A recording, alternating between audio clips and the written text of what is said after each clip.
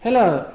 Did you know that in biblical thinking, name equals authority, but name also equals fame?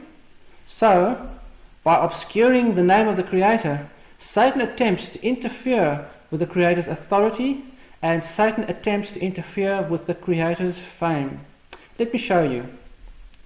Jews have replaced the name of the Creator with Adonai, and even Hashem, while Christians have replaced the Creator's name with Lord. And how about Pan, Zoti, Her, Uram, Shoda Prabhu in other languages? Can you see the confusion? Do you see the interference? Therefore, in this video series, we will focus on the original Hebrew name of the Creator, YHWH. Numerous topics and arguments will be investigated and tested against authentic Hebrew manuscript evidence. Thanks to Justin, my son, who prepared these topics and who will also be presenting these topics. My name is Piet van Rensburg. Please visit us at HebrewGospels.com.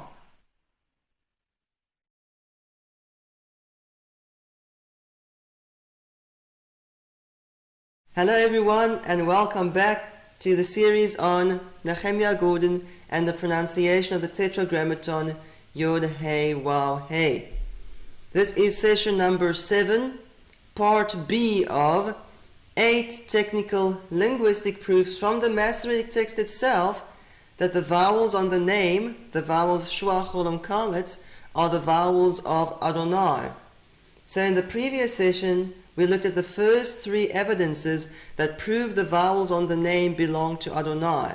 Today we want to look at 5 more evidences in which the scribes themselves tell us by their pointings whether these vowels belong to the name or whether they belong to Adonai. And we also want to talk more about this B52 bomber argument. Remember, Nehemiah Gordon says that this rafeh on the hey, this line above the hey you can see on the screen, he says this proves definitively that these are the vowels of the name of the Creator. Let's start with this argument. We'll start with a video clip of Nehemiah Gordon where he talks about this argument in the B52 bomber, and then we'll look at this B52 manuscript and test Nehemiah's argument to see whether it is true or not. So when the final hey of a word is silent, sometimes the scribe wrote a line over it to indicate that. That line is called rafeh. It shows you the hey is silent. In fact, in the example I'm showing here with YHWH, you see the word isheh, which means fire offering, and the hey in isheh is silent, so they wrote a line over it. They didn't always do it, but often they did it in some manuscripts.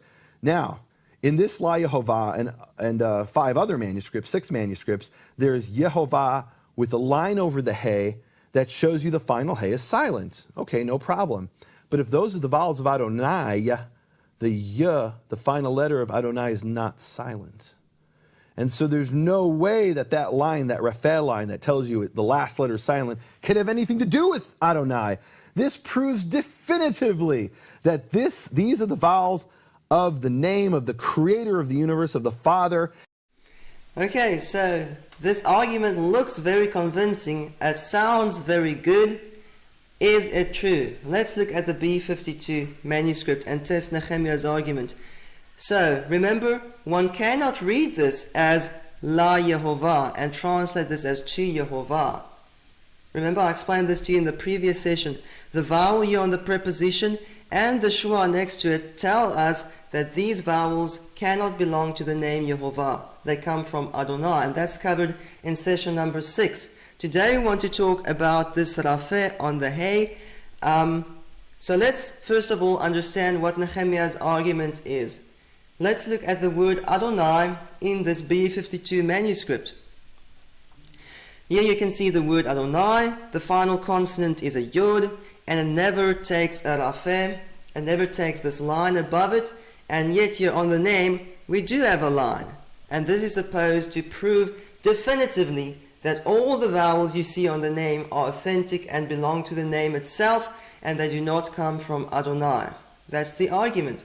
Now the first logical test to do is to look at the vowels of Elohim, to look at the name when the scribes place the vowels of Elohim on the name and see what happens.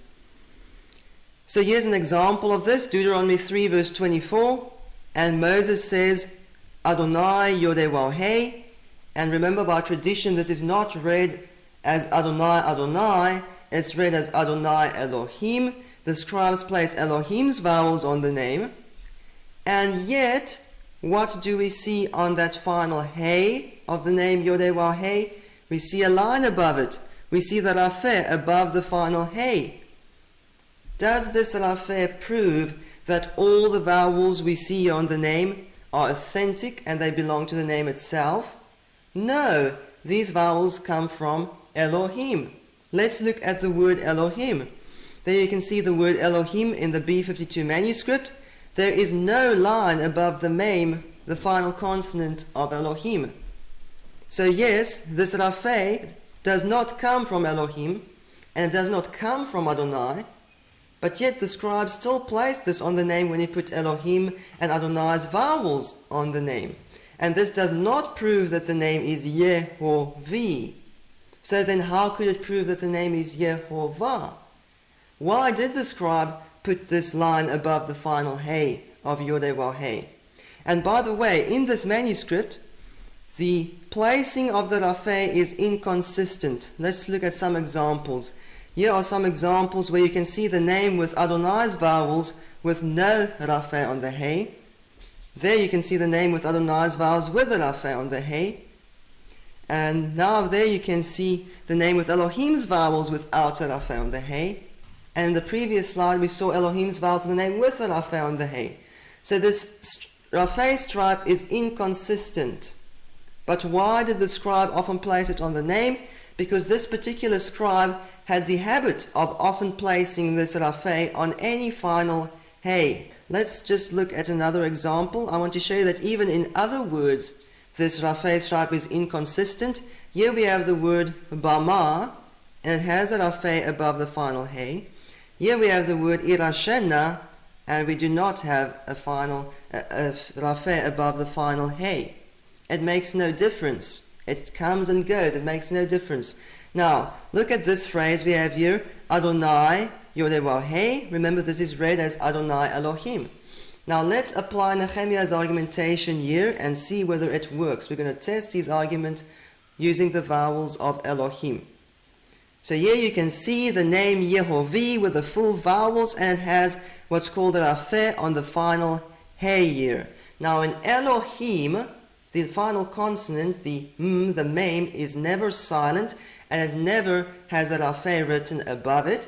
And yet here in the name Yehovah, there is a rafeh above the final hey, telling you it's silent. And this proves definitively that the vowels here on the name are not the vowels of Elohim, they're the vowels of the name Yehovah. That is Nehemiah's argument when we test it with the vowels of Elohim. It holds no water. It doesn't work. The argument is flawed.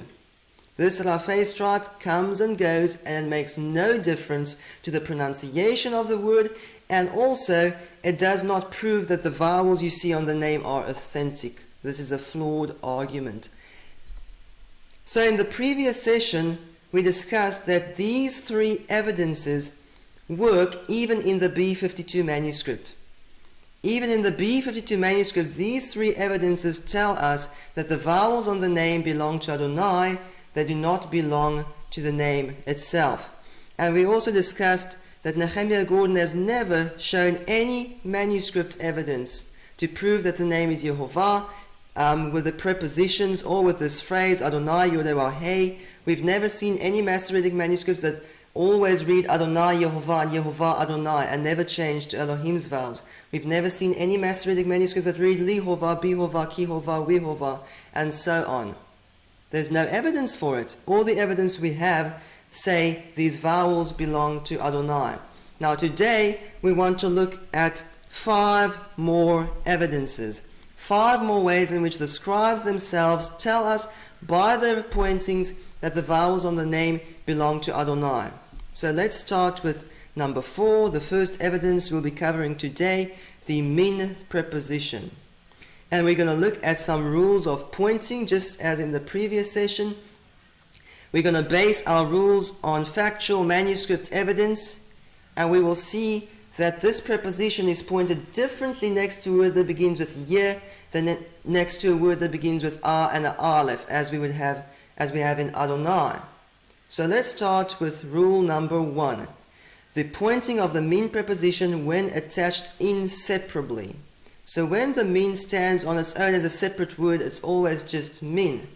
But when it's attached inseparably to the following word, there is a very definite, specific system of pointing. So rule 1a is chirek on the mem and doubling dagesh into the following consonant. Let's look at some examples here. We have chitzai midam, my arrows with blood. So this preposition min can have many different meanings. It can mean from, away from, with, more than, many different meanings depending on the context, but one very specific system of pointing. So this mem you see here represents the preposition min. Whenever we attach this inseparably to a word, the nun drops away. That nun there, the final nun, always drops away when we attach this inseparably to the following word.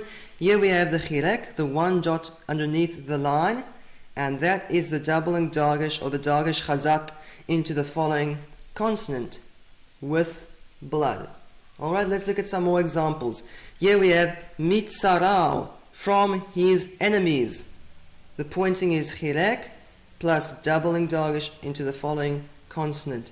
And a final example here, mi Sinai, from Sinai, a chirek and a doubling dagesh in the following consonant.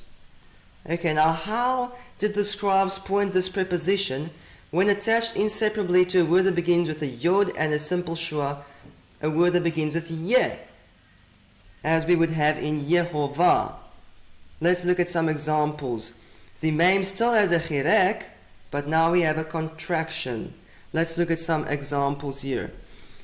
If you start reading this word at the yod, if you remove this min preposition from it, and you start with a yod, you have ye mino. It means his right hand. That is the simple shua it normally takes. So you have ye mino, his right hand. Now we attach the min preposition inseparably to this word, and we have, theoretically, we have mi ye. And just like li Yehoram contracts to li Horam, and we covered this in the previous session, so mi yemino becomes mi mino. That shua drops away, and the yod forms part of the vowel chirek, and we have mi mino. Okay, let's look at some more examples. In the next line, we have the name Jericho, in Hebrew, Yericho. If you start reading with the yod, it's Yericho. But if you attach this min preposition, you have mi ye, theoretically, but that always contracts to mi, and we have miricho. Now we get to a very important example, the name Yehudah. The name Yehudah is very similar to the name Yehovah in spelling and in vowels.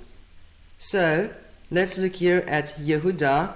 Without the prefix min, it would be Yehudah with a simple shua underneath the yod. Now we attach this min preposition inseparably to the word, and we get mi ye, and it contracts to mihudah. So if the name is Yehovah, similar to Yehudah, and it begins with ye, and we attach this min preposition to the name, we will find mihovah, just as in mihudah. So let's fill this into our table. If the name is Yehovah, we will find in the manuscripts mihovah, just like we saw in mihudah. How was this pointed next to an aleph? How would this be pointed next to the word Adonai? Let's see. Rule number 2. This min preposition is pointed with a tzerei next to an aleph, and the aleph as a guttural letter always rejects the doubling dagesh. Let's look at some examples. Here we have me'ayin, from where? This mem is the min preposition, the nun always drops away. The aleph always rejects the doubling dagesh, and the vowel changes here on the mem from a chirek, 1 dot, to a tzerei, 2 horizontal dots, me'ayin. Let's look at some more examples. Here we have me'eretz, from a land, and the pointing here on the mem is a tzerei, and the aleph as a guttural letter, of course, rejects the doubling dagesh. Now we get to an important example. So although we don't have in the Hebrew Bible May Adonai, we have this example May Adonai. May Adonai means from his Lord. May Adonai would mean from my Lord. And remember, Adonai and Adonai are spelled the same way in vowel points, and all we need to do is to delete that vowel at the end of the word Adonai, and we have May Adonai.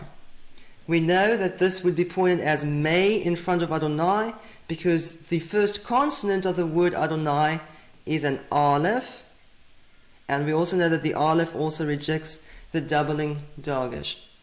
So let's fill this into our table. May Adonai with tzerei on the mem versus Mihovah with chirek on the mem. The scribes are going to tell us by their pointings whether the name is Yehovah or whether they placed Adonai's vowels on the name. We don't need to guess, and we don't need to argue about it. All we need to do is to study the Hebrew Bible manuscripts, and they will speak for themselves. So let's look at the Hebrew Bible manuscripts, and the scribes are going to answer this question. We'll start with the Aleppo Codex. What vowels did the scribe place on the name? The vowels of May Adonai with 2 dots underneath the mem, or the vowels of Mihovah, as we saw in Mihuda, with 1 dot underneath the mem. Let's see. Here we have May YHWH with 2 dots underneath the mem. So these are the vowels of May Adonai, not the vowels of Mihovah. Let's look at some more examples. Isaiah 40, we have May YHWH. So they read this and they put the vowels of May Adonai here on the name, not the vowels of Mihovah. Last example here from the Aleppo Codex, May YHWH. So the scribes are telling us by their vowel points that the vowels on the name belong to Adonai. Is this just someone's opinion or hypothesis? No, we know how the scribes would have pointed this next to Yehovah. We know because we can look at the Aleppo Codex and we can see that when a word begins with a yod and a simple shua, and we attach this min preposition, it becomes mi. It's never may. Never. There's no such thing in Hebrew as May Yehovah or May Yehuda. That doesn't exist. It's always me. Here, Yericho becomes Miricho, not May Yericho. Yehuda becomes Mihuda, not May Yehuda. So this is not just a theory, it's a fact that the scribes of the important Hebrew Bible manuscripts pointed the mem with a chirek next to a word that begins with ye and not with a tzerei. So let's look at some more Hebrew Bible manuscripts, and these Bible manuscripts tell us that the vowels on the name belong to Adonai. Here's the Leningrad Codex, May YHWH with a tzerei on the mem. Cairo Codex, May YHWH with a tzerei on the mem. British Library Oriental 4445, May YHWH with a tzerei on the mem. All these scribes are indicating for us by their pointings that they moved the vowels of May Adonai onto the name. The vowels on the name belong to Adonai. Here we have the Sassoon 507 called the Damascus Crown. We have May YHWH with tzerei. Sassoon Codex, May YHWH with tzerei. All the important Bible manuscripts agree that these vowels belong to Adonai. Now let's look at the Petersburg Codex, which is pointed with Babylonian vowel signs. And so although they did not actually place vowels on the name, this vowel here is the equivalent of tzerei, and it belongs to the consonant to the right-hand side. It belongs to the mem. So they also read May. In other words, they read May Adonai. They did not read Mihovah. So all the manuscripts agree that the vowels on the name belong to May Adonai. They do not belong to Mihovah, and the scribes are telling us by their vowel points. We're not guessing. The scribes are telling us. Let's look at evidence number 5, the sheen relative particle. This sheen means who, whom, which, that, and so on. It's basically the shortened form of the word asher. Now let's look at some rules of pointing for this sheen. And to keep it simple, we'll only talk about the pointing next to Yod and next to Aleph, because that's all we need to know. Yehovah would begin with Yod, and Adonai begins with Aleph. So that's all we need to know. So next to Yod, it's pointed with Segol and a dagesh into the following Yod. So here we have the sheen relative particle, that is the Segol, those 3 dots.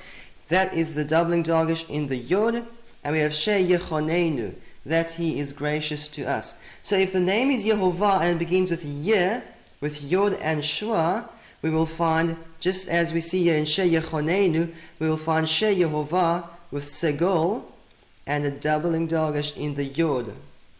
Okay, let's look at some more examples. Here we have She Yochez, who grasps, a Segol on the sheen, and a dagesh, a doubling dagesh in the Yod. Now the only exception here is the PL. It's actually a well-known exception that a PL imperfect that begins with Yod and Shua rejects the doubling dagesh of the Y consecutive, also of the sheen relative particle and of the pronoun ma. It's a well-known exception. So here we have She Yeshalem, who will repay or who will reward. And we don't need to worry about this exception in our test because the name Yehovah is not a PL verb. I don't even need to defend this. You can ask anyone you want to. It's not a PL verb and also not according to Nehemiah Gordon. So it won't reject the doubling dagesh. It will be like this verb here or this word here, She Yechonenu, that is not a PL and it does not reject the doubling dagesh. So let's fill this into our table. She Yehovah with a doubling dagesh in the Yod is what we'll find if the scribes put the true vowels on the name. But if they put the vowels of Adonai on the name, what will we find? Let's see. How is this pointed next to Aleph? Next to Aleph, it's also normally pointed with Segol, sometimes Chatev Segol, and rarely Kametz. But the point is the Aleph as a guttural letter always rejects the doubling dagesh. Let's look at some examples. She'el, that Aleph rejects the doubling dagesh. She'ein, the Aleph rejects the doubling dagesh. And even here in Sha'ata, where we have Kametz, the Aleph still rejects the doubling dagesh. So, let's fall into our table. She Adonai, we're expecting the same vowel point on the sheen, but the Aleph rejects the doubling dagesh, always. Whereas the Yod does not reject the doubling dagesh. So now let's look at the manuscripts. The scribes are going to tell us by their vowel points whether the name is Yehovah or whether these are the vowels of Adonai.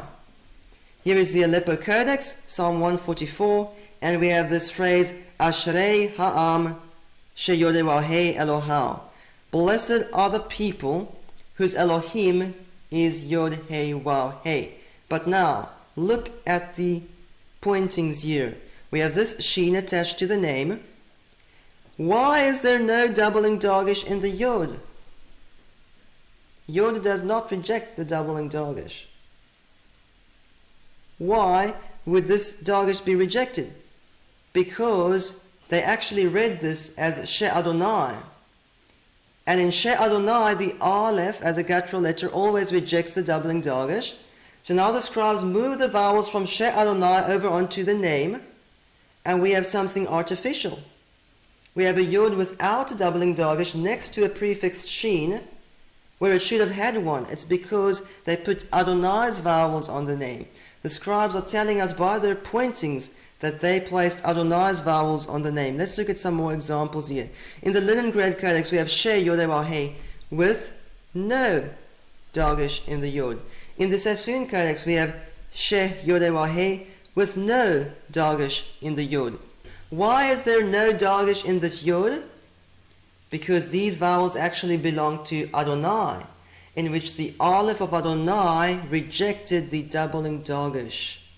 The scribes are telling us by their pointings here, the name is not Yehovah. We're only placing Adonai's vowels on the name. They're telling us by their pointings. So these are the three important manuscripts that include the book of Psalms, Aleppo Codex, Leningrad Codex, Sassoon Codex. Just to fill up the page, let's look at the Cambridge University Library 652 manuscript, and we have She, Yod, He, and still there is no Dagesh in the Yod. There's no disagreement here. All the important manuscripts agree.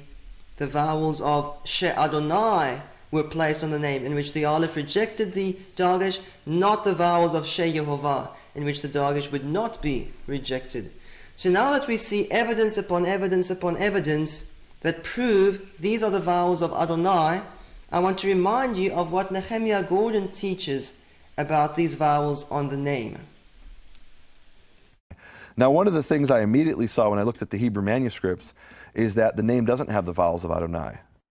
And so there I am looking at the sources, these Hebrew manuscripts, and I see in the Hebrew manuscripts they don't have the vowels of Adonai. They clearly don't. Really? When you look in the Hebrew manuscripts, you see the name clearly does not have the vowels of Adonai? Really? What Nehemiah teaches is the opposite of what we're seeing in the Hebrew Bible manuscripts. We've already covered the difference between the composite and simple Shua in session number 3 and 4. We've covered the Cholim in session number 5. And now we're looking at linguistic evidences in the Hebrew Bible manuscripts, and the evidence is overwhelming. The evidence tell us, these tests that we do tell us over and over that these are the vowels of Adonai. How is it possible that Nehemiah Gordon teaches the opposite? Let's move on to evidence number 6, the interrogative pronoun ma. Ma means what or how. And when it is not attached by makef, the rules of pointing are too complex to cover today.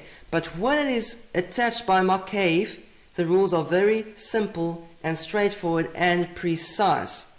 And that is what we need to do a test. So this little stripe there is called makef. It joins two words together.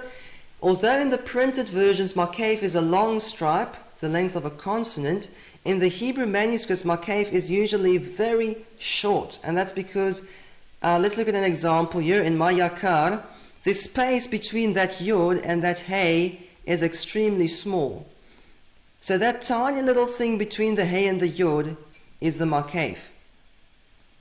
Secondly, we can also look at the word ma, and we see it does not have an accent on it. That means it's joined by makef. Alright, so we have two ways of seeing that this ma is joined by makef. We see this tiny little thing between the hey and the yod, and we see there's no accent on the word ma. So let's look at the rules of pointing. How is ma pointed next to a yod? When attached by makef, it's pointed with a patach on the mem and a doubling dagesh into the following consonant. So we have mayakar, how precious, that is the patach, and that is the doubling dagesh. As you can see, a yod does not reject this doubling dagesh. Let's look at the next example. Here we have ma yedidot, that tiny little thing there is the makef. Ma yedidot means how lovely, and this word yedidot begins with yod and simple shua, just as we would have in Yehovah. Now when we attach this ma, it still has a patach, and we still have a doubling dagesh in the yod. And like I said earlier, the exception is the PL, ma yedaber, what he will speak. It's very well known exception that this PL imperfect rejects this doubling dagesh.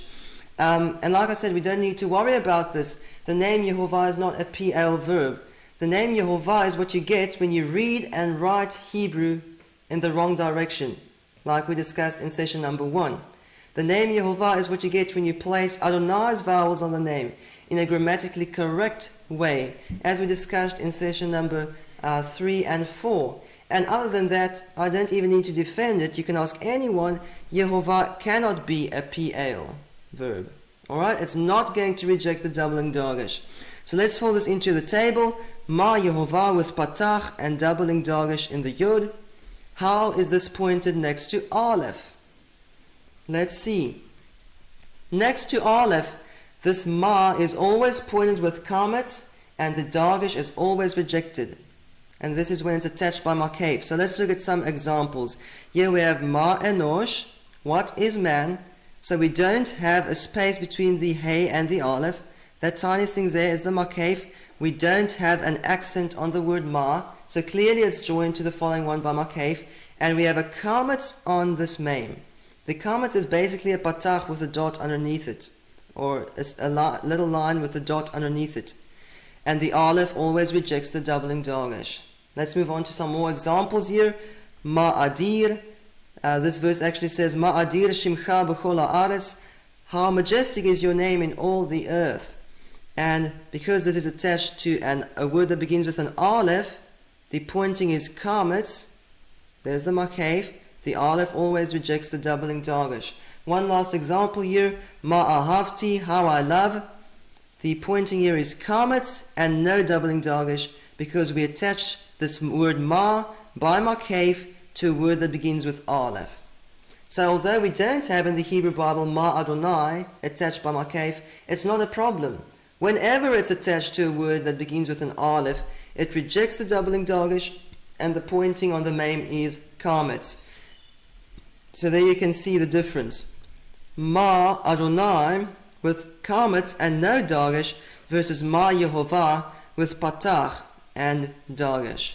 Now let's look at the manuscripts. The manuscripts themselves are going to tell us whether the name is Yehovah or whether these are actually the vowels of Adonai that were placed on the name.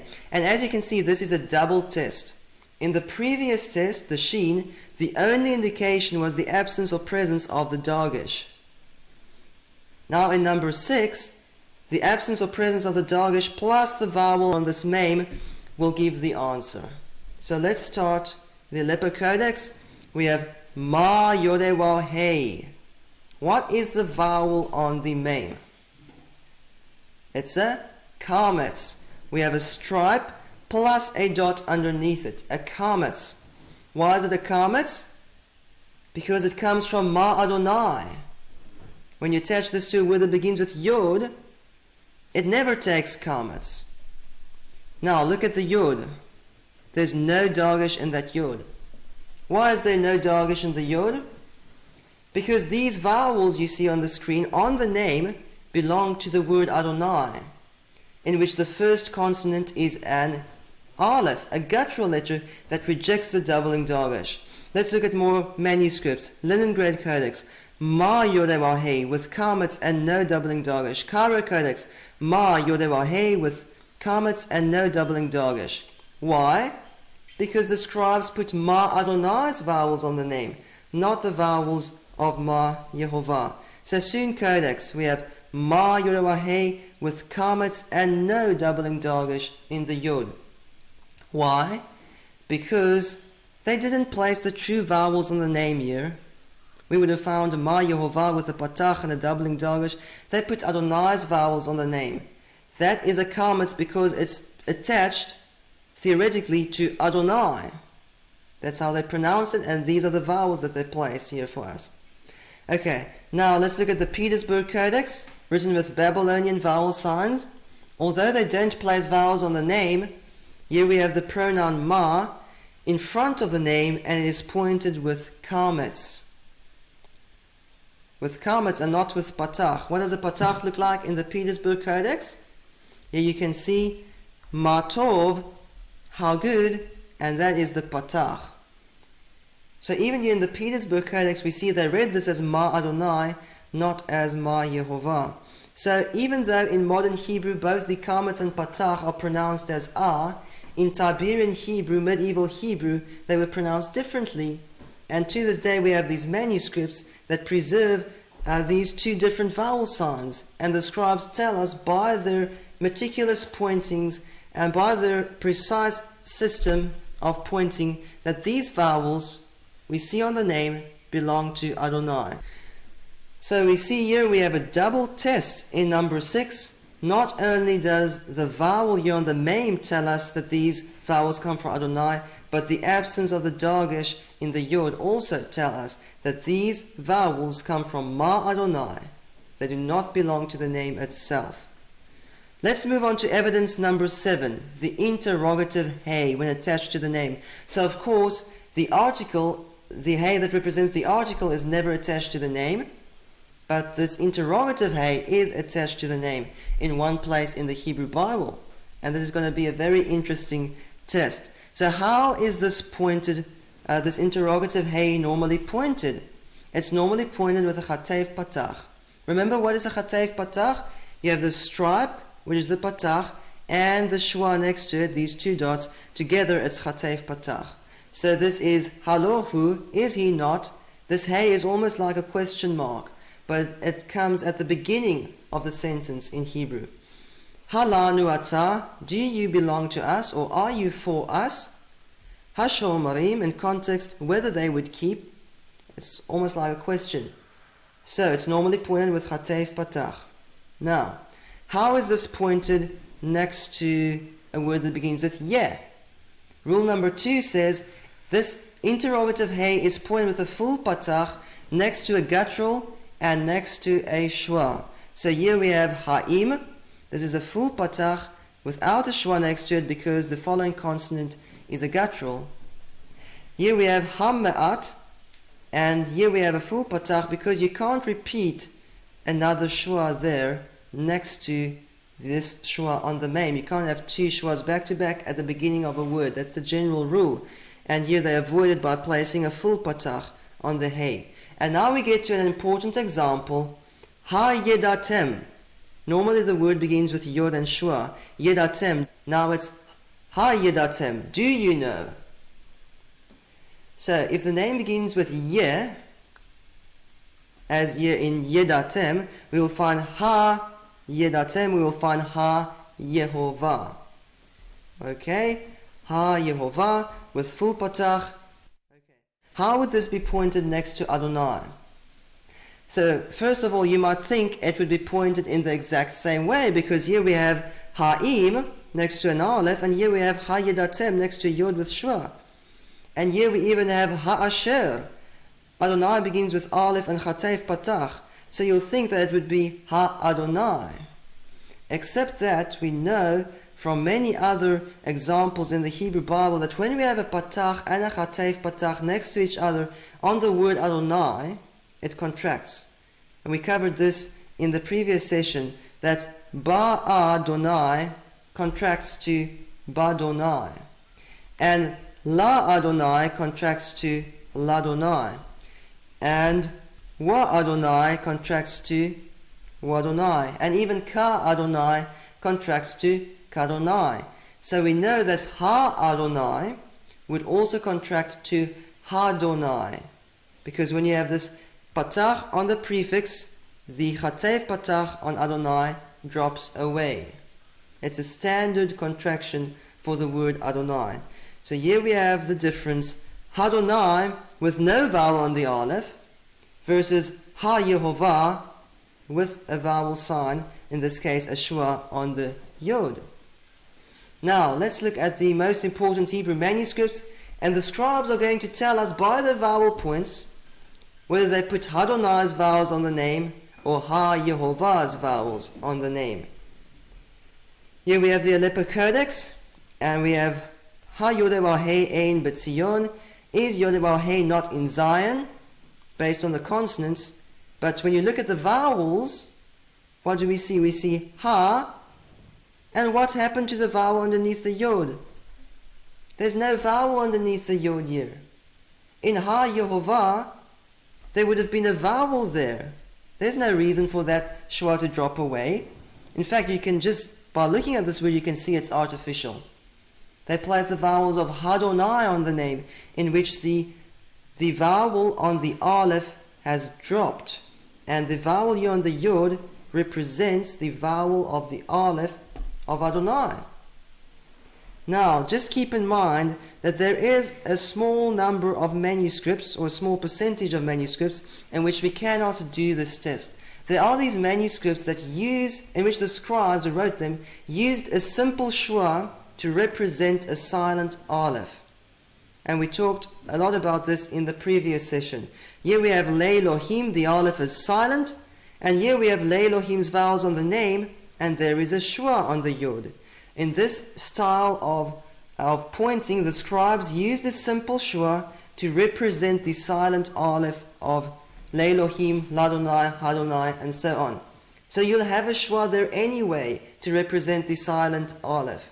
In these manuscripts, test number 7 is neutral. It doesn't give an answer either way. Okay? But in the Aleppo Codex and the other important manuscripts, we can do the test. Because when we look at the exact same passage, Le'Elohim's vowels being placed on the name, in the Aleppo Codex, the scribe did not use a simple schwa to represent the silent aleph. He decided that if the aleph has no vowel sign, the yod that represents the aleph of Le'Elohim or Adonai or Adonai and so on does not get a vowel sign either. So in the important manuscripts, we can do test number 7, and clearly it says Adonai. It does not indicate Ha Yehovah. We would have had a schwa there. Let's look at the other important manuscripts. Leningrad Codex, we have Ha Yod with no vowel underneath the yod. So these are the vowels of Adonai in which that vowel dropped. In Cairo Codex, we have Ha Yod with no vowel sign underneath the yod. In the Sassoon Codex, we have Ha Yod with no vowel underneath the yod. That stripe there is the metag. You can also see it up here. It's not a vowel sign. These are the vowels of Adonai that are placed on the name. The manuscripts agree. So these are the 4 important manuscripts that include this verse or preserve this verse for us, and they all agree. The vowels of Adonai were placed on the name. Just remember that there's this small group of manuscripts in which silent aleph is represented by a simple schwa, and in those manuscripts we cannot do test number 7. Okay, now as we see all these evidences from the Hebrew Bible manuscripts, I want to remind you what Nehemiah Gordon teaches about the vowels on the name. And I was told this is common knowledge. Well, as I was doing my research at the Hebrew University, one of the things I found is that, in fact, God's name, as it's written by the scribes, isn't written with the vowels of Adonai, the Hebrew word for Lord. That's factually untrue. They say that as a fact, but it's factually untrue. And I was told this is common knowledge. Well, as I was doing my research at the Hebrew University, one of the things I found is that, in fact, God's name, as it's written by the scribes, isn't written with the vowels of Adonai, the Hebrew word for Lord. That's factually untrue. They say that as a fact, but it's factually untrue. Have you ever wondered why people say it as a fact that the scribes put the vowels of Adonai on the name? I wonder why. Now let's move on to evidence number 8. Now evidence number 8 is going to be a bit more complicated than the other 7 evidences, but I'll try to explain it to you in a way that you'll understand it even if you don't know Hebrew. And we'll be talking about open and closed syllables, conjunctive and disjunctive accents, and we will see that there is an 8th test that we can do in which the scribes tell us whether the vowels on the name belong to the name itself or whether it belongs to Adonai. Okay, so let's talk about these 6 Hebrew letters. The Beit, Gimel, Dalet, Kaf, Pei, and Tau. Now, to keep it easy, people refer to these as the Begad Kafat letters. So you use one word to refer to these 6 letters. And these have 2 distinct pronunciations in Tiberian Hebrew. And even in modern Hebrew, some of these letters, like the Beit and the Kaf and the Pei, still have 2 different pronunciations. But in the Hebrew Bible, in the manuscripts, all 6 of these letters have 2 different pronunciations. A hard pronunciation, and that's when the scribes put a dot inside these letters, called a dagesh, and a softer pronunciation when the dagesh is omitted from these 6 letters. Okay, so let's look at rule number 1. Normally, these 6 Hebrew letters, the Begad Kafat letters, take dagesh at the beginning of a word. So here we see Ki ma'as, for he rejected, or for he refused, and there's a dagesh in the kaf at the beginning of a word. Here we have bamot, high places. There's a dagesh in this beit at the beginning of the word. And here we see gam manochi, also I, and there's a dagesh in that gimel at the beginning of a word. That's just a general rule. Now, when is this dagesh omitted from the Begad Kafat letters? And to keep it simple, we're talking about this at the beginning of a word. Inside a word, it's more complex. But at the beginning of a word, when is this dagesh omitted from the Begad Kafat letters? When it is preceded by an open syllable plus a conjunctive accent. So let's explain this. What does it mean? Here we have Yashar YHWH fanemo. The upright will see his face. So this word YHWH ends in a vowel. That vowel is called shurek. It's an oo sound. And a syllable that ends in a vowel is called an open syllable. A syllable that ends in a consonant, as for example here, Yashar, the syllable shar ends in a consonant, that's a closed syllable. So this word ends in an open syllable, but also it has a conjunctive accent written on it. That accent there is called mercha or mercha, and it tells you not to pause on the word you're pronouncing, but to read it together with the following word. So what happened is the people were pronouncing this as YHWH fanemo, as one word almost, and so at the end of this word YHWH, your mouth is open and you're pronouncing a vowel, and you're not ready to pronounce a hard pay, so you pronounce a soft instead of a hard p. So instead of YHWH panemo, it's YHWH fanemo. Alright, let's look at some more examples. So that pei does not have a dagesh inside it. Here we have achat ola Beit El, one of which goes up toward Beth El, and this word ola ends in an open syllable, ah. As you can see there, we have a rafeh above it, but whether or not you have a rafeh above the hey, it's an open syllable. Kamat say is an open syllable. The final hey in this situation is a vowel letter. It does not close the syllable, and this accent here is conjunctive. It's called munach, and so it's ola Beit El with a soft pronunciation of the beit, because the previous word ends in an open syllable. And this is what would happen with Yehovah. Yehovah ends in an open syllable with a kametz hey. It does not close the syllable. So if Yehovah has a conjunctive accent on it, the following Bagat Kafat letter will not have a dagesh, just as we see here in Ola Beit El. Let's look at the final example here. Ir YHWH, a city and those who dwell in it. And this word Yosheveh ends in an open syllable. This is called Tzerei Yod. The Yod is part of the vowel Tzerei. It does not close the syllable.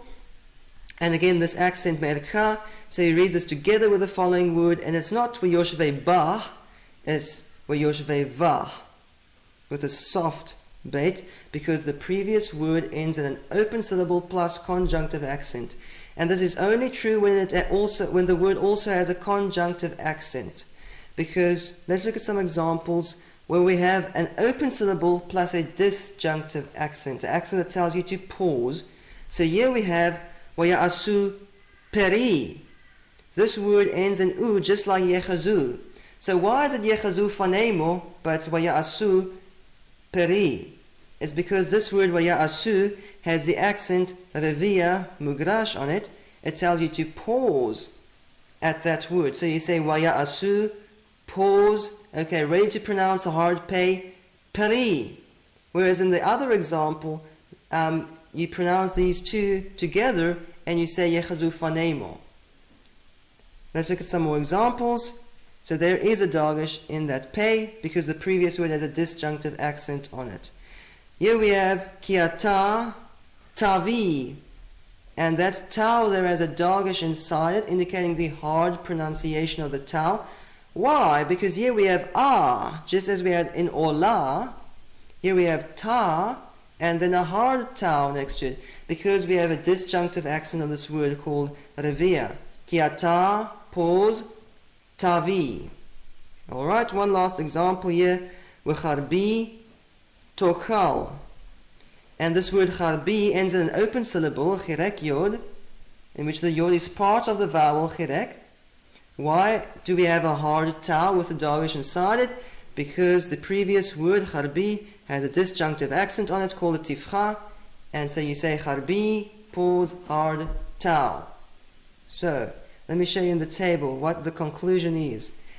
When we find the word yod hey waw hey with a conjunctive accent on it, so it's read together with the following word, and the name is Yehovah.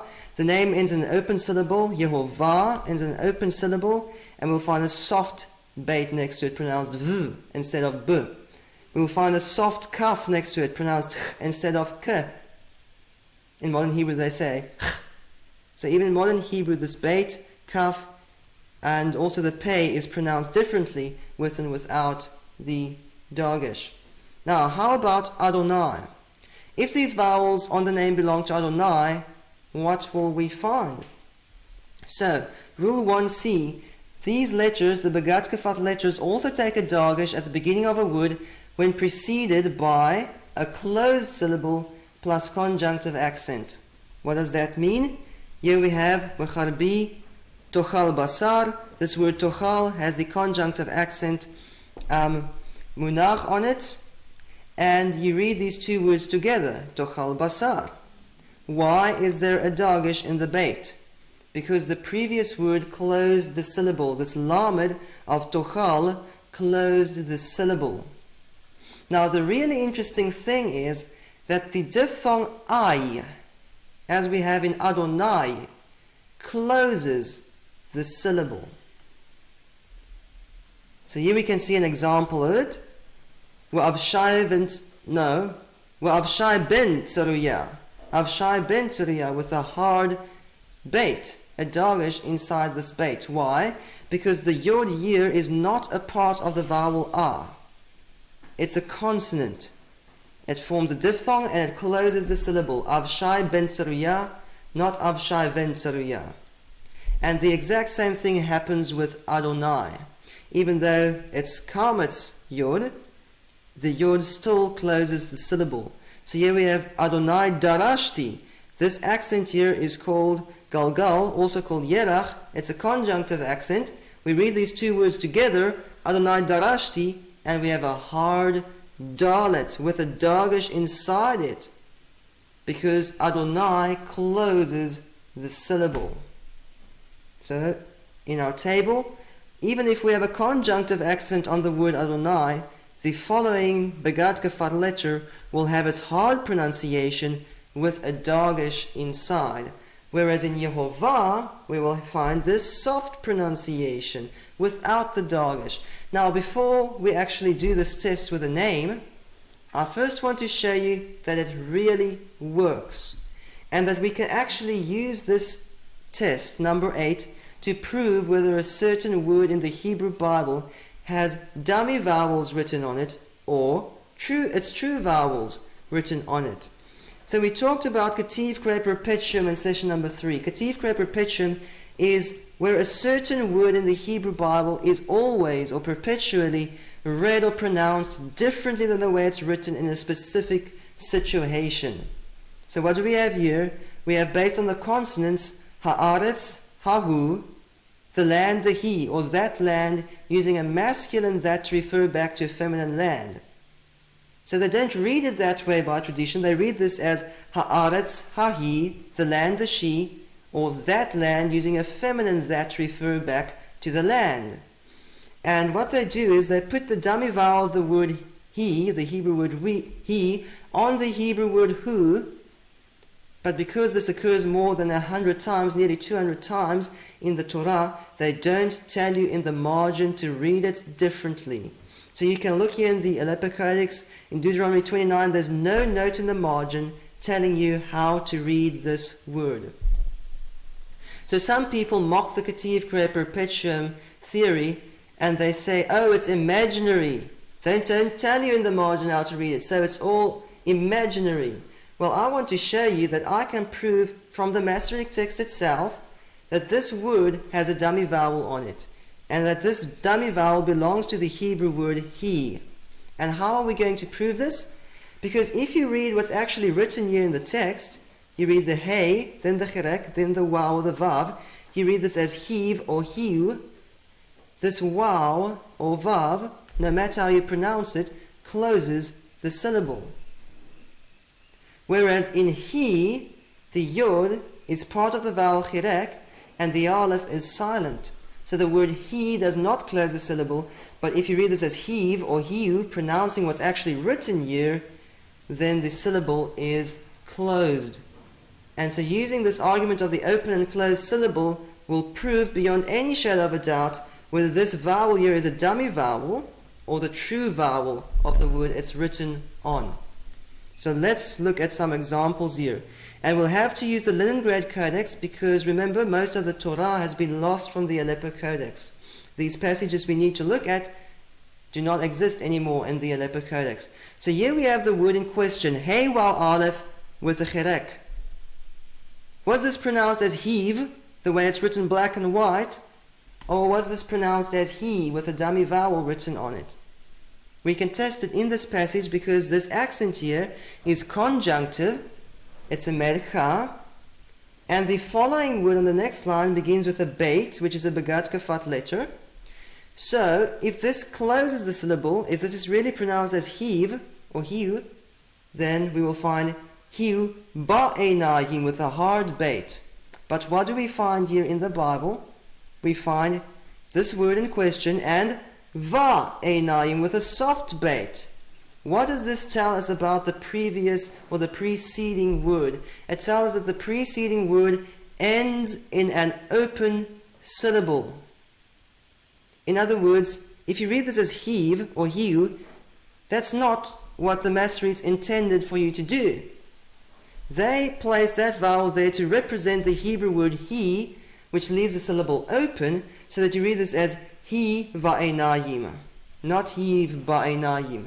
The only problem that there is with this test is that there is a tiny chance, a very small chance, that this could be an exception.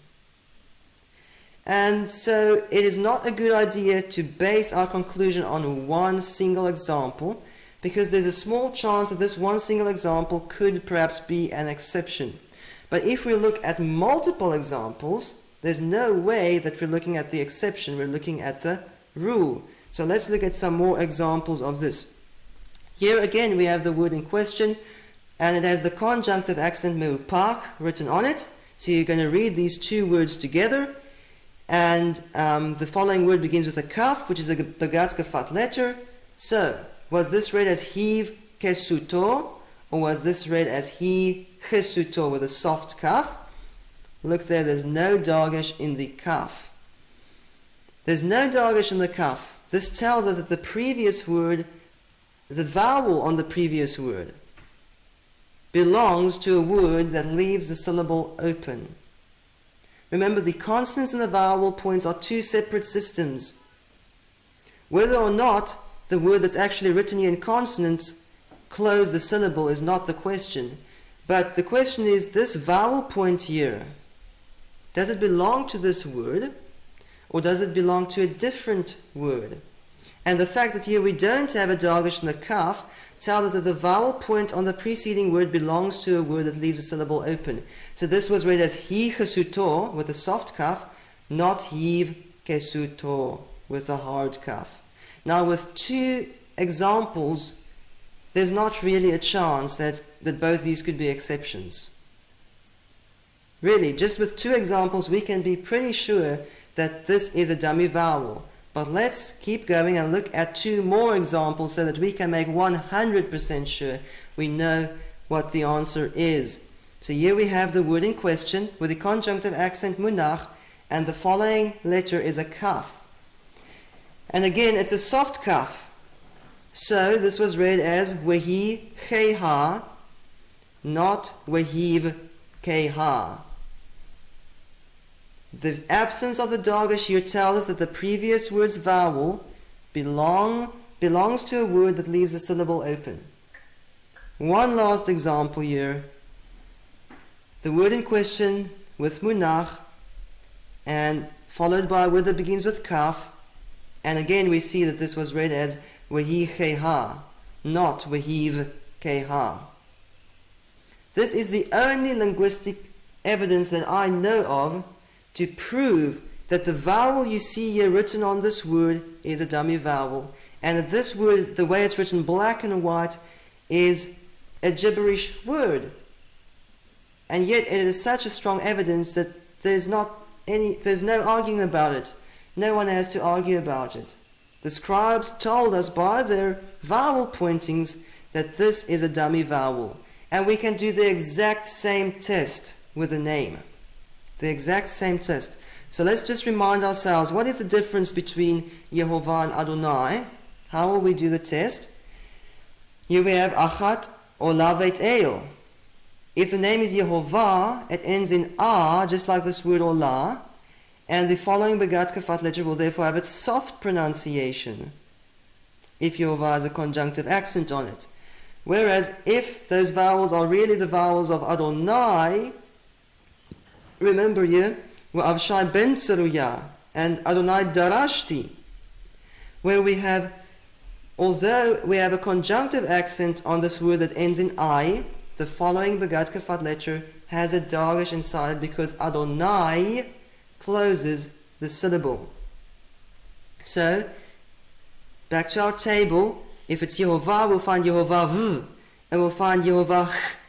But if those vowels belong to Adonai, we'll find the name and then B, or the name and then K, with a hard pronunciation. So now, let's look at the manuscripts, and we'll do one letter at a time, working through these 5 consonants.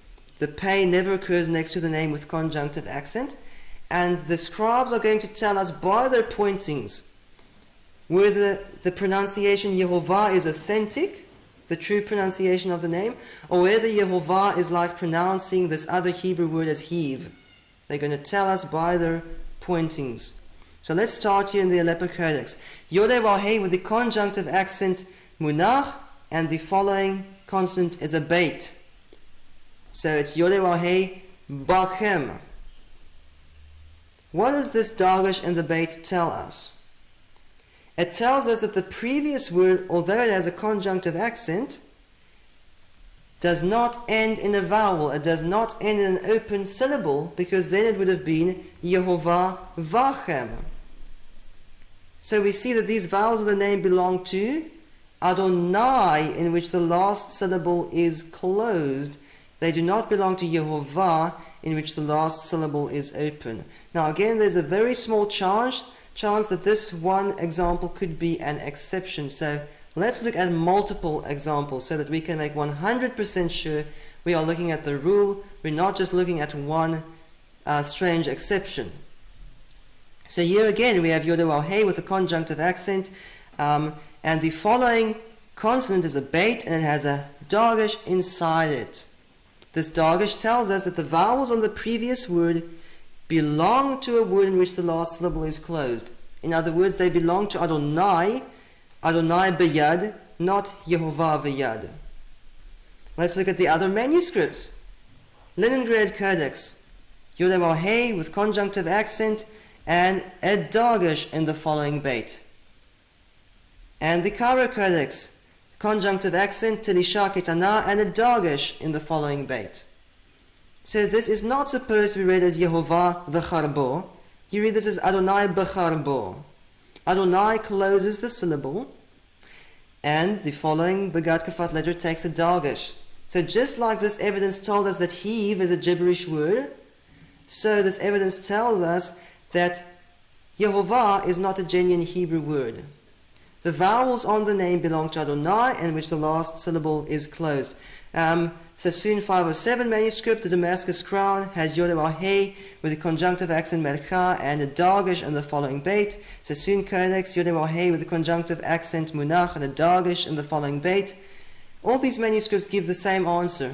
The vowels on the name belong to a word in which the last syllable is closed.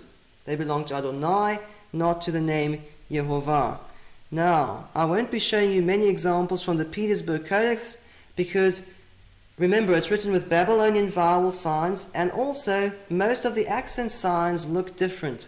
But here we have a good example where the accent looks exactly the same as the Tiberian equivalent, and this accent is called Kadma, conjunctive accent.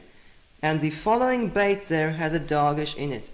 So even though the scribes did not place any vowels on the name here, we know that what they read instead of the name was read together with the following word. The conjunctive accent tells us, and we have a dagesh in the following word. So they too read this as Adonai ba'amo. They did not read this as Yehovah ba'amo. Now, in this manuscript, that is not necessarily a rafeh. That is a shwa there. We have a dagesh inside this beit. So let's fill into our table what we saw. YHWH with a conjunctive accent next to beit. The beit always has a dagesh. Always. And this tells us that the vowels on the name belong to Adonai, in which the last syllable is closed. Now, let's quickly work through the other consonants. These are not separate tests. We're continuing the same test. All these Begat Kafat letters follow the same rule. And I just want to show you multiple evidences. And so you can see that this works the same with all 5 of these consonants. The scribes give us the answer. The vowels on the name belong to Adonai. So here's Yod-Heh next to Gimel. It has the conjunctive accent Kadma, and the Gimel has a Dagesh inside it. Another example, Yod-Heh with the conjunctive accent Tedisha Ketana, and the Gimel has a Dagesh inside it. How about the other manuscripts? Leningrad Codex has a Dagesh inside the Gimel. Cairo Codex, there's a Dagesh inside the Gimel. Sassoon Codex, there's a Dagesh inside the Gimel. Okay? So all the manuscripts give the same answer. The vowels on the name belong to a word in which the last syllable is closed. So although you read together with the following word, you have a hard Gimel and Beit and so on. They do not belong to Yehovah, in which the last syllable would be open, and we would find a soft Gimel and a soft Dalet. Let's continue with Dalet. Here we have Yod-Heh with Merka, conjunctive accent, Dever, with a hard Dalet, a Dagesh inside. Here we have Yod-Heh Darkecha, with a hard Dalet. Let's go to the other manuscripts. Leningrad Codex, Yod-Heh with conjunctive accent and a Dagesh inside the Dalet. And here we have the Cairo Codex. So this is the name Yod-Heh.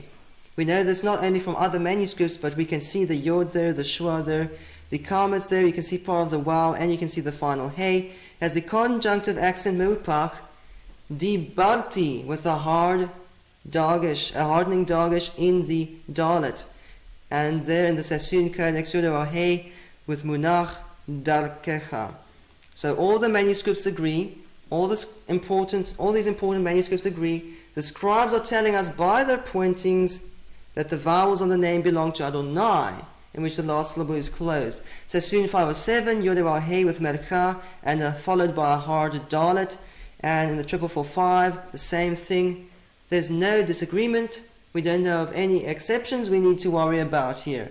We always get the same answer. Let's move on to Kaf. Yod-Heh with the conjunctive accent Munach, followed by a hard Kaf. Yod-Heh Ki Tov. Let's look at this interesting phrase here. If you read the consonants, it's Hodu, Lamed preposition on Yod-Heh Ki Tov.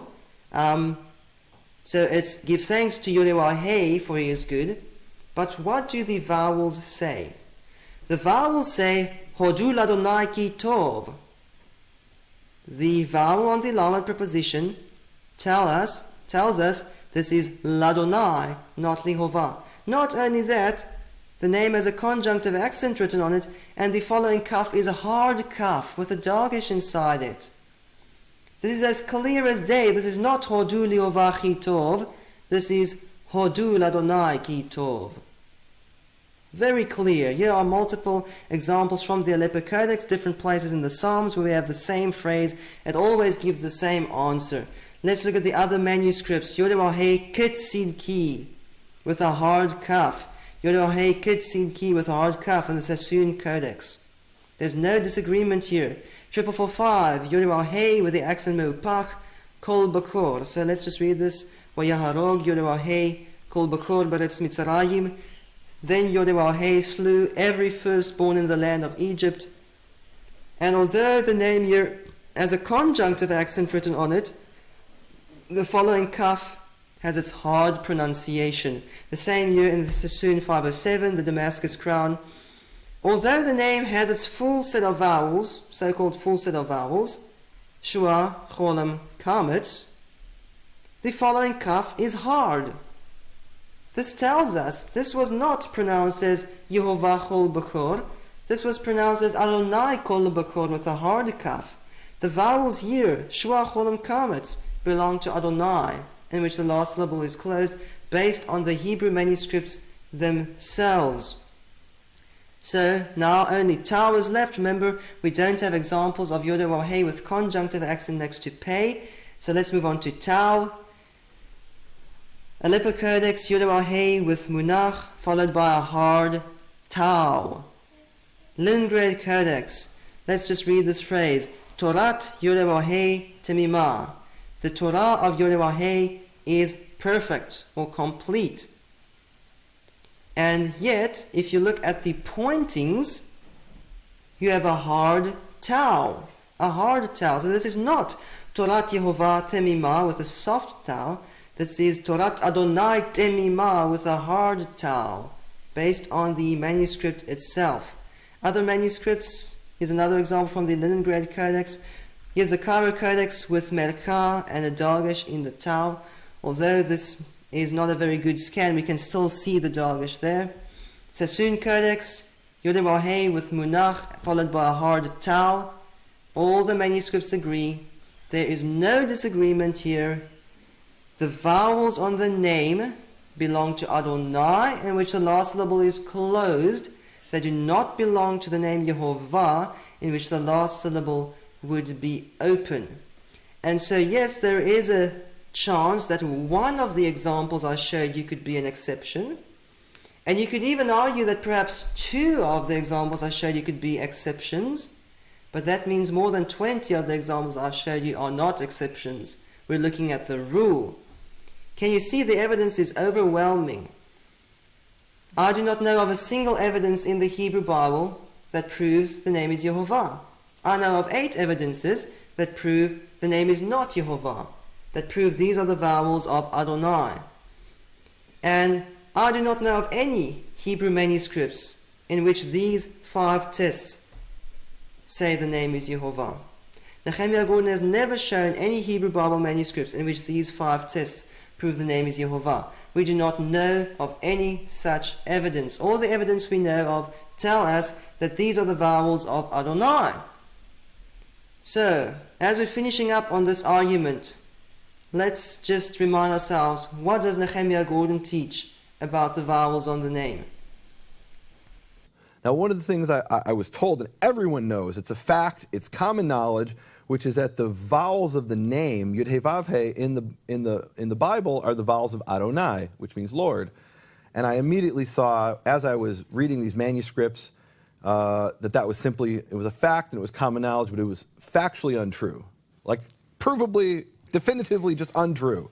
Okay. Now, this is coming from someone whose actual job it is to be a proofreader, proofreaders, so that the scientific, the most accurate version of the most important Hebrew document in the Jewish world is accurate. Right. And so this isn't, right. You know, well, but really, you didn't have to be a proofreader to see that when you looked in the mass manuscripts of the Bible, and particularly at that time I had access to the Leningrad Codex and the Aleppo Codex. You'd be like me saying I have a full set of purple hair, right? You don't need to be a hairdresser to know that that's not true, right? It's that obvious. It was that obvious that the name YHWH did not have the vowels of Adonai. How is this possible? How is it possible that Nehemiah Gordon is teaching us something that's factually untrue, and that is the opposite of what we see in the Hebrew Bible manuscript? Like I said, have you ever wondered why it's a fact and common knowledge that the scribes put Adonai's vowels on the name? Because the evidence is overwhelming. Nehemiah talks about the Aleppo Codex and the Leningrad Codex. These are the manuscripts we looked at today: the Aleppo Codex, Leningrad Codex, Cairo Codex, Sassoon 507, Sassoon 1053, British Library 4445. We're looking at the most important manuscripts in the world, and the scribes are telling us in 8 different ways. We've covered 8 different proofs in the last 2 sessions that prove the vowels on the name belong to Adonai. This is what the Hebrew Bible manuscripts say. I'm not rejecting the evidence of the Hebrew Bible manuscripts. I'm accepting it. In fact, the Hebrew Bible manuscripts is the number 1 evidence I have. The tests that we have done in these last 2 sessions are the most accurate and definitive tests that I know of to prove that the name is not Yehovah, and that prove that these are the vowels of Adonai. Now let's draw a conclusion here. Nehemiah Gordon says that he found written black and white in the Hebrew Bible manuscripts that the name is Yehovah. this was my prayer for years. Father, I'm paraphrasing, right? But my prayer for years was, Father, when I stand before you on the day of judgment and you say, why did you pronounce the name that way? I'll be able to say to the Creator, this is how I found it written in black and white in the manuscripts of your word. What does it mean to say, I see something black and white in the Hebrew Bible? We can say here, we see black and white. There is such a Hebrew word as heave. Alright, now if you want to pronounce this as heave, because that's the way it's written black and white in the important Hebrew Bible manuscripts, and in fact in thousands of manuscripts across the world, it's up to you and it's your choice, but there is one very firm linguistic evidence that I shared with you earlier today that proves this is a gibberish word the way it's written. This is a dummy vowel you see there. It belongs to a different word. One evidence, and that evidence is firm enough that I'm not going to pronounce this as heave. I'm either going to pronounce it as he based on the vowel, or I'm going to find a different place to get the true vowels for this word hey, wow, aleph. And we don't need to go outside the Masoretic text. We can use the Masoretic text itself to determine what the true vowel or vowels of this word is. Is it going to make any difference if I discover 10,000 manuscripts in which it's black and white, heave? It's not going to make any difference. Find manuscripts in which this word closed the syllable. That could make a difference to the argument. Now, if you want to pronounce the name as YHWH, because that's the way it's written black and white in the Aleppo Codex, in the Leningrad Codex, and in many other Hebrew Bible manuscripts, it's your choice. But we know of two firm linguistic evidences that tell us these are not the vowels of the name, these are the vowels of Elohim. Is it going to make any difference if I discover 1,000,000 manuscripts that read black and white YHWH? No, it's not going to make any difference. Find manuscripts that read LiHWH. Find manuscripts that always write YHWH and never change it when not written next to Adonai. That could make a difference to the argument. Now, if you want to pronounce this as Yehovah, the Creator's name as Yehovah, because that's the way it's written in the Aleppo Codex, Leningrad Codex, and in thousands of other Hebrew Bible manuscripts, it's up to you, but we have 8 firm tests, 8 clear evidences from the scribes themselves in these Hebrew Bible manuscripts that tell us these vowels do not belong to the name, they belong to Adonai. And if we discover 1,000,000 manuscripts that read black and white Yehovah, it's not going to change these 8 technical linguistic evidences. It's not going to change these 8 ways in which the scribes tell us these are dummy vowels. If Nehemiah wants to prove the name is Yehovah, he needs to show us manuscripts in which we have 8 technical evidences that say the name is Yehovah. We don't know of any single Hebrew manuscript in which these 8 tests say the name is Yehovah. Not one. In fact, we don't know of a single Hebrew manuscript in which one of these tests prove the name is Yehovah. Remember that in some manuscripts you will find, where is this? Evidence number 7. You will find a schwa there, but only in manuscripts that always use a schwa to indicate silent aleph. Alright? So we don't have any evidence from Hebrew Bible manuscripts to prove the name is Yehovah. All the evidence tells us that that is a false pronunciation. So let's sum up. What did we learn? We learned that 8 Hebrew particles or phrases prove definitively that the vowels on the name are those of Adonai. Nehemiah's B52 bomber argument is misrepresented, inaccurate, and false when tested with the vowels of Elohim. And this applies not only to this rafeh on the hey we covered today, but also to the La Yehovah argument we covered in the previous session. There is much more evidence that the vowels of Yehovah are the vowels of Adonai than there is evidence that the vowels of YHWH are those of Elohim. It is much more incorrect to say the name is Yehovah than to say the name is YHWH. There are only 2 evidences against YHWH. There are 8 evidences in the Hebrew Bible against Yehovah.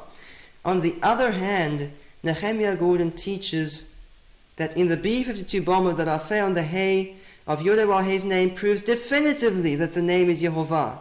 Did he never check? The first thing you should check is to see what did the scribes do with Elohim's vowels.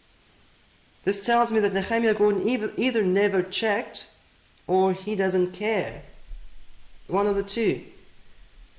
Nehemiah says it's factually, provably, definitively untrue that the vowels on the name are the vowels of Adonai. We've now investigated this in 5 sessions. We've looked at the difference between the composite Shua and the simple Shua, the Cholam, and we've also looked at 8 proofs from the Masoretic text itself. Wherever we looked, the manuscripts say Adonai's vowels were placed on the name. So we see that what Nehemiah teaches is factually untrue based on the Hebrew Bible manuscripts. Is this ignorance or dishonesty? Did Nehemiah Gordon never check? Or is he ignoring the evidence? And I think it's time that we answer this question. Is Nehemiah ignorant or dishonest? So, in session number 8, is Nehemiah Gordon a trustworthy, reliable, honest Hebrew scholar? And we'll talk about Nehemiah's claims about the words Yahavah, Ahavah, and Yehovah in John chapter 17. And we'll do this in the following session, number 8. And if you don't know the Hebrew alphabet, I encourage you to memorize that, to learn it, because that's all you need to understand the conclusion I'll draw in the following session. You won't have to rely on me. You can rely on your own 2 eyes if you only know the Hebrew alphabet. So until then, Shalom and Yeshua Mashiach.